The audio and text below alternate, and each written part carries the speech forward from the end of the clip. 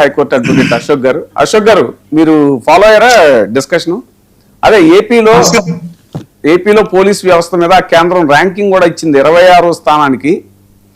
So దీని మీద ఒకసారి అంటే కింద లేవా 27వ స్థానం కదండి, ఇంకా యాక్చువల్లీ ఇంకా దానికన్నా కింద స్థానం ఏదైనా ఉంటే దానికి ఇవ్వాలి. ఎందుకంటే ఈ రోజున అసలు ఏపీలో చూస్తున్నాం కాదు, 2 ఏళ్ళు ఆగితే ఇంకా పెద్ద ర్యాంక్ వస్తుంది. ఇందాక సునీల్ కుమార్ గారు కూడా చెప్పారు.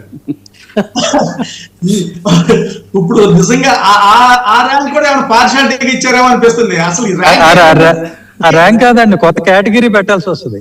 అంతేనా? అదే అసలు ఏది ఇవ్వకపోతే బాగోదని చెప్పి ఆ ర్యాంక్ ఇచ్చినట్టు ఉన్నారు, 0 ఇస్తే బాగోదని. సో ఇప్పుడు మనం ఒకప్పుడు మన రాష్ట్రం బీహార్ ని ఒరిస్సాని విమర్శించే వాళ్ళు అండి. అంటే అక్కడ ల్యాండ్ ఆర్డర్ సరిగ్గా ఉండదని, నేరాలు ఘోరాలు ఎక్కువ జరుగుతాయని బాగా మనం ఇదివరకు చెప్పుకుంటూ ఉండేవాళ్ళం. వాటిని మించిపోయింది ఇలా ఆంధ్రప్రదేశ్. ఎంత ఘోరాతి ఘోరం!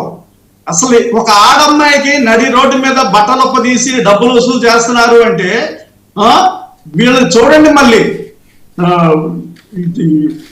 వీళ్ళని తీసుకొచ్చి ఒక రౌడీ మొక్కల ద్వారా చేపిస్తున్నారు. అది అంటే ఎంత ఘోరాతి ఘోరంగా ఉంది. అంటే వీళ్ళు ఏంటంటే బాగా డబ్బులు ఖర్చు పెట్టి అధికారంలోకి వచ్చేసి ఈ రోజున డబ్బు సంపాదించడం కోసం అడ్డదారులు దొక్కుతూ వాళ్ళింటి ముందు వాళ్ళు పంపులు వేసుకుంటే, వాళ్ళ గోడలు వాళ్ళు కట్టుకుంటే, ఎవడిల్లు అటు కట్టుకుంటుంటే వీళ్ళకి మామూలు ఇవ్వాల్సి వస్తుంది sir.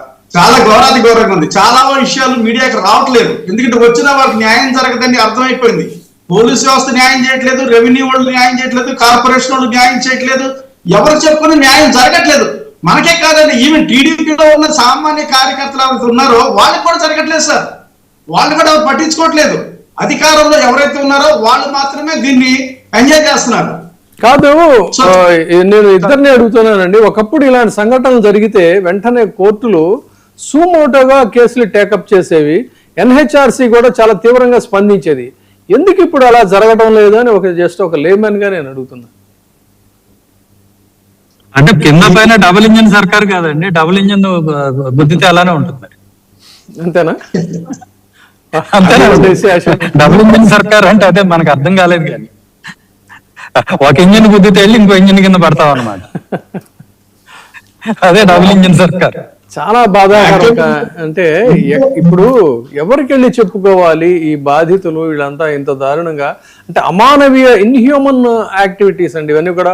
Violation of freedom of expression article 21, తర్వాత వయోలేషన్ ఆఫ్ ఆర్టికల్ 19(1)(a), ఇలాంటివన్నీ కూడా రాజ్యాంగం ఇచ్చిన ఫండమెంటల్ రైట్స్ ఏవైతే ఉన్నాయో అయ్యి నడి రోడ్డు మీద పట్టపగలు వైలేట్ అవుతా ఉంటే మరి ఎవరికి చెప్పుకోవాలి?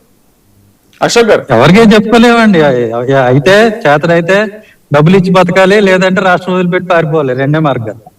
చిన్న మాట అండి, ఎలా చెప్పుకుంటారు సార్? ఈ రోజున ఢిల్లీలో జరిగే గొడవల్లో ఈ విషయాన్ని ఒక సుప్రీంకోర్టు ప్రధాన న్యాయమూర్తి గారు నాకు టైం లేదు, వీడియోలు చూసే టైం లేదు, నాకు వాటి గురించి ఆలోచించే టైం లేదు ఒక మాట మాట్లాడుతుంటే ఆ మాట ఇక్కడ ప్రస్తావించకూడదు. టు బి ఫ్రాంక్, మరి అంత పెద్దగా దేశం కోసం న్యాయస్థానం ఉంది, ప్రజల కోసం న్యాయస్థానం ఉంది అన్న సంగతి మర్చిపోయి మాకు అంత టైం లేదు అంటే లక్షలాది మంది యువత ఈ రోజున ఢిల్లీలో ఆ విధంగా దెబ్బలు తిని గాయాల పాలయ్యి హాస్పిటల్ పాలయ్యి వాళ్ళ న్యాయం కోసం పోరాటం చేస్తారు.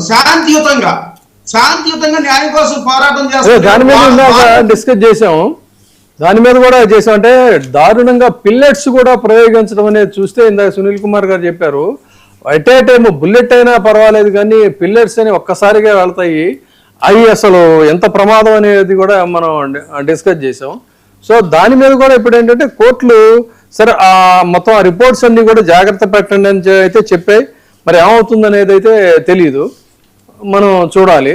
కాకపోతే ఏంటంటే దీని మీద ఫస్ట్ టైం అండి చాలా ఆశ్చర్యకరమైన అంశం ఏంటంటే ఫస్ట్ టైం గతంలో ఎన్నడూ లేనటువంటి విధంగా బీజేపీలోనే, అంటే కాంగ్రెస్ పార్టీలో అంటే మనకు తెలుసు మఠాలు చాలా ఉంటాయి, కానీ ఫస్ట్ టైం బీజేపీలో ఒక సీనియర్ నాయకులు మురళీ మనోహర్ జోషి